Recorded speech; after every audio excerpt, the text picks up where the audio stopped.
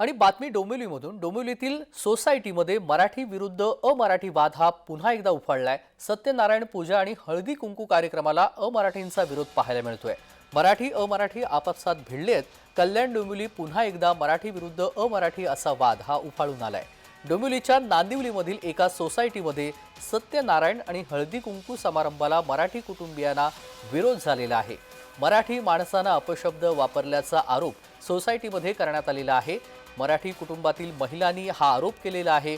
काल रात्री सोसायटीमध्ये या वादातून मोठा गोंधळ निर्माण झाला आणि या गोंधळाचा व्हिडिओ सध्या सोशल मीडियावरती व्हायरल झालाय। या प्रकरणी मानपाडा पोलीस ठाण्यामध्ये तक्रार देखील नोंदवण्यात आली आहे। या प्रकरणी पोलिसांनी पुढील तपास सध्या सुरू केलाय।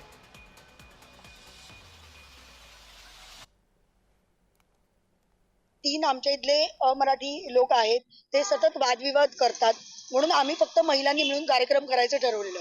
पण आज एका WhatsApp ग्रुपवरती त्यांनी सत्यनारायण पूजेच्या संदर्भामध्ये अभाष्य केलं आणि वरतून सर्व महिलांना बाहेर येऊन दम देऊन विचारलं की तुम्ही हे सगळं कोणाला विचारून केलं, तुम्ही आम्हाला विचारलं का, न विचारता कसं काय केलं।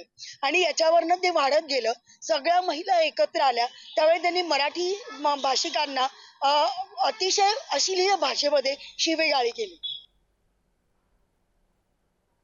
हे जे 3 मराठी माणसं आल्यापासून आमचं हे सगळं बंद झालं।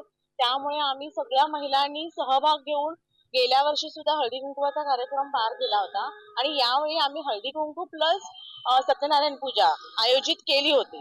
तर हा सतत माणूस आम्हाला येऊन सतत की हे तुम्ही आम्हाला विचारल्याशिवाय कसं केलं, आणि हे आम्ही आमच्या स्वखर्चाने करणार होतो।